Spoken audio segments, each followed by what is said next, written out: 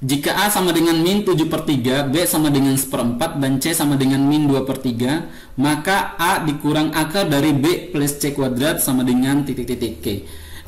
Gini, yang dalam akar ini kita hitung dulu ya. Ini kan C kuadrat ditambah B, ini dikuadratkan ya, karena C kuadrat. Bilangan negatif apa? Negatif kalau dikuadratkan jadi positif ya. Ini jadi positif ya kalau dikuadratkan. 2 kuadrat jadi 4 per 3 kuadrat jadi 9 ya. Ini ditambah B ya, berarti ditambah 1/4 ya. 1/4 ditambah 4/9.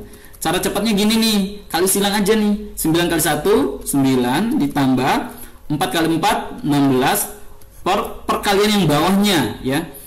Berapa? 36. Ini berapa? 9 tambah 16 kan 25 per 36. Tapi ini akar ya. Berarti kalau ini diakarkan jadi berapa? 5 per akar dari 36 6 ya. Tinggal A dikurang ini ya. A nya berapa? Min 7/3. Min 7/3 dikurang ini nih. Nah ini kan penyebutnya 6 ya. Ini 3. Biar sama penyebutnya kita kalikan aja 2/2 ya. Tujuannya biar penyebut yang bawah jadi 6 ya. Tapi kalau yang bawah kali 2, yang atas pun kali 2. Ini dikali 2/2 ya. Akan jadi apa? Ini min 7 ke 2 kan 14 ya. Min 14/6 dikurang 5/6 ya. Min 14 min 5. Utangnya 14, utang lagi 5, jadi utangnya jadi 19. Jadi min 19/6 ya. Oke. Min 19/6 yang E ya. Oke. Jika 3x min y sama dengan 13 dan 4x min 6y sama dengan 8, maka x min 5y sama dengan berapa? Oke, kita bisa hitung nilai x min 5y ini kalau kita udah punya nilai x dan nilai y-nya dengan cara eliminasi. Cuma akan kelamaan ya. Coba perhatikan di sini. Di sini kan ada x kan ini. Coba lihat nih x-nya nih. Ini 3x, ini 4x. Coba selisih antara 4x dan 3x kan x ya. Terus di sini min y, ini min 6y. Selisihnya bisa menghasilkan angka 5.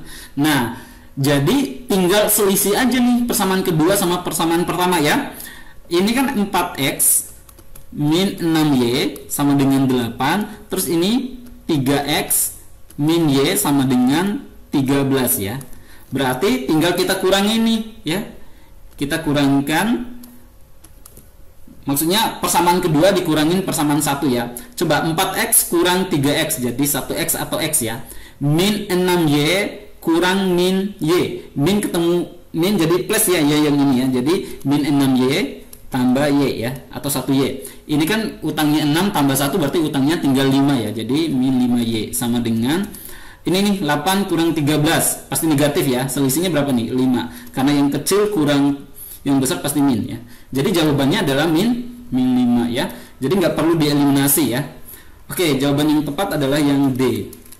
Deret angka 0, 1, 5, 14 berapa lagi? Kalau sedikit kayak gini, langsung aja cari hubungan yang berurutan ya. Maksudnya 0 ke 1 diapain, 1 ke 5 diapain, 5 ke 14 diapain.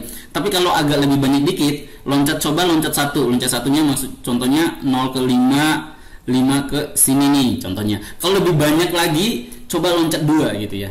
Kalau yang sedikit gini langsung aja nih. 0 ke 1 itu kan ditambah 1 ya.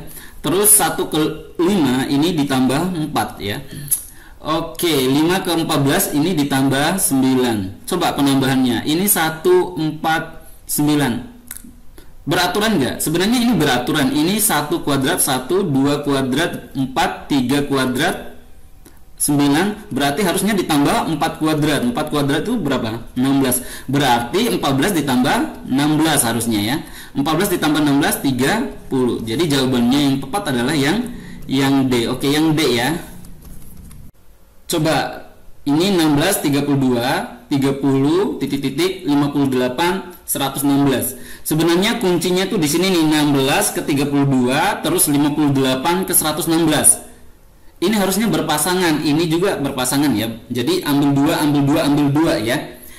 Coba 16 ke 32 ini kali 2 ya. Ini titik-titik diapain? Terus ini 58 ke 116 dikali 2 juga ya. Berarti 30 ke sini harusnya dikali 2 ya.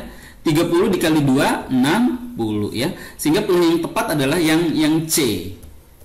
Oke.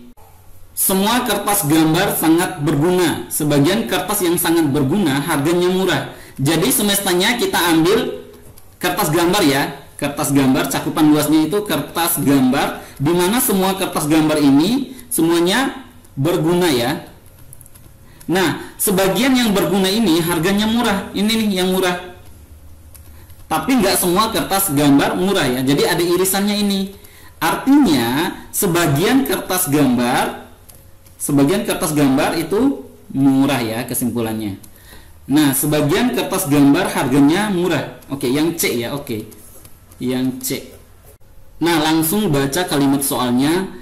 Terdapat beberapa hal yang patut dikedepankan dalam pencegahan radikalisme di kalangan pemuda. Nah, kalau paham kalimat pertanyaannya, maka langsung lihat option jawabannya ya. Tapi kalau nggak paham, terpaksa harus baca tekstual sebelum kalimat pertanyaannya. Tapi kalau kalimat pertanyaan seperti ini udah pasti yang ditanyakan adalah upaya untuk mencegah radikalisme di kalangan pemuda. Oke.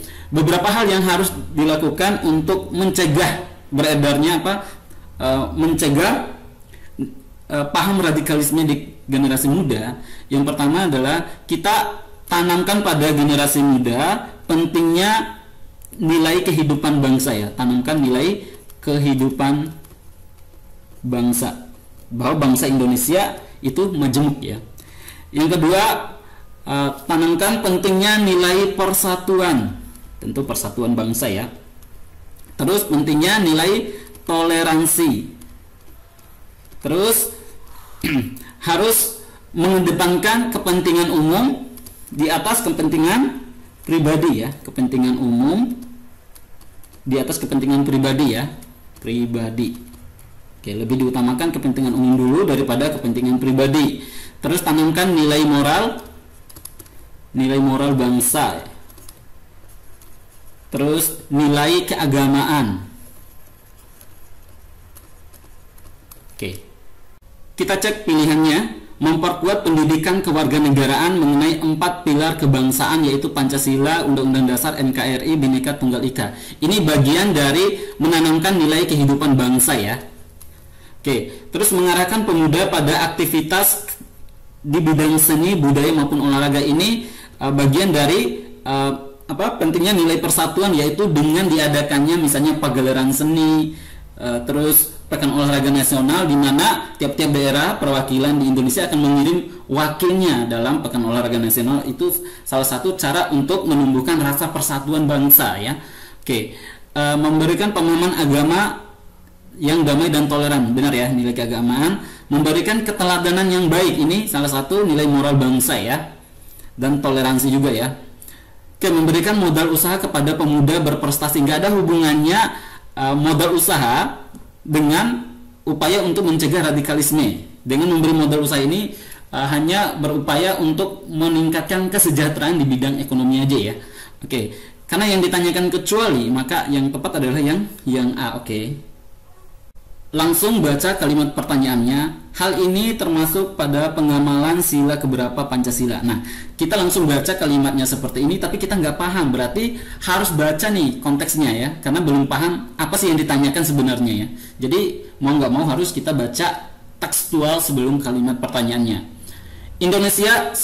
Sebagai negara yang berkembang dan memiliki banyak sumber daya alam yang melimpah, Indonesia merupakan negara penghasil sumber daya alam yang baik. Dari hal ini kemudian muncul sikap untuk saling hormat menghormati dan bekerja sama dengan bangsa lain. Di sini ada kata kunci ya, kata kunci yang penting yaitu ini, saling hormat menghormati dan bekerja sama dengan bangsa lain nih, ya. Nah, ini merupakan apa? Saling hormat menghormati dan bekerja sama dengan bangsa lain merupakan salah satu butir pengamalan sila kedua ya. Sila kedua yaitu kemanusiaan yang adil dan beradab ya.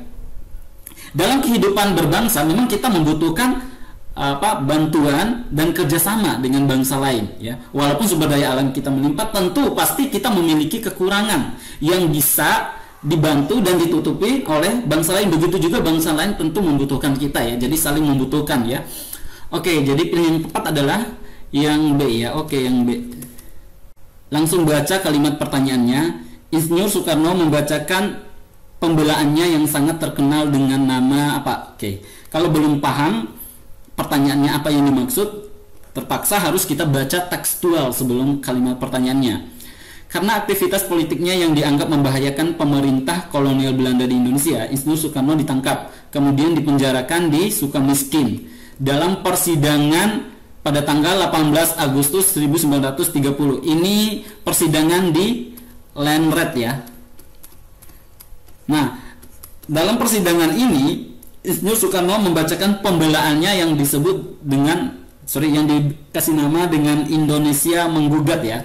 Adapun isi dari pidato pembelaannya yang diberi nama Indonesia Menggugat ini membahas tentang keadaan politik internasional dan kerusakan masyarakat Indonesia akibat penjajahan Belanda ya. Oke. Nah, ini pilihan yang tepat yang B ya. Oke, bahas sedikit ya. Penangkapan ini dilatar belakangi karena Insinyur Soekarno dituduh ingin menggulingkan kekuasaan kolonial Belanda di Indonesia ya. Dimana waktu itu Insinyur Soekarno beserta 3 temannya itu meliputi pertama Gatot Mangkupraja, terus ada Maskun, terus ada Supriya Dinata. Nah, ketiga temannya ini beserta Insinyur Soekarno tergabung dalam Perserikatan Nasional Indonesia. Ini bukan Partai Nasional Indonesia ya, tapi Perserikatan Nasional Indonesia. Oke, pilihan yang tepat adalah yang D ya. Oke, yang D.